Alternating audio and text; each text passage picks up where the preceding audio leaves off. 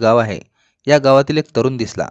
मनीषाचे अर्ध लक्ष मार्केटमध्ये तर अर्ध लक्ष त्या तरुणाकडे सुरू झाले होतं.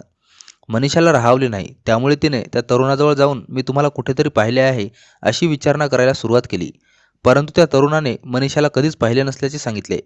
मनीषाला फक्त त्या तरुणासोबत परिचय करून घ्यायचा होता. ज्या पद्धतीने मनीषा त्या तरुणाबरोबर बोलत होती त्यामुळे तो तरुण देखील मनीषाला बोलू लागला होता. मनीषाने त्या तरुणाला नाव विचारले तेव्हा त्याने त्याचे नाव विष्णू असल्याचे सांगितले. त्यावेळी मनीषाने विष्णूचा मोबाईल नंबर घेतला. ज्या गोष्टीची विष्णूला काहीच आवश्यकता वाटत नव्हती, तरी पण त्याने मोबाईल नंबर दिला. मनीषाच्या मनामध्ये कट कारस्थान जे काही सुरू होते ते तिलाच माहिती होते. 8 दिवसाचा कालावधी निघून गेल्यानंतर मनीषाने विष्णूला फोन केला. मी मनीषा बोलते, आपण मार्केटमध्ये भेटलो होतो. आज तुम्ही बोलत आहात. बोला काय हवे आहे तुम्हाला. या विष्णूच्या शब्दांनी मनीषा हसून बोलली. मला तुम्ही पाहिजे आहे, वेळ देताल का? हे ऐकून विष्णू म्हणाला, मी तुम्हाला सहज म्हणालो काय पाहिजे. अशा प्रकारे विष्णू आणि मनीषा यांची मैत्री वाढायला सुरुवात झाली. 3-4 महिन्यात मैत्रीमध्ये विष्णू याने कधीच मनीषाला फोन लावला नाही.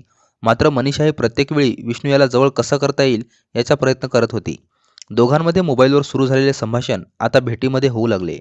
विष्णू याचे लग्न झाले नव्हते, त्यामुळे त्यालाही मनीषाविषयी आकर्षण वाटायला सुरुवात झाली.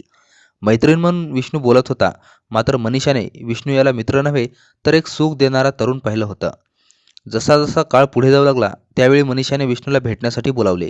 वेळ, ठिकाण आणि हॉटेल पण ठरवण्यात आलं.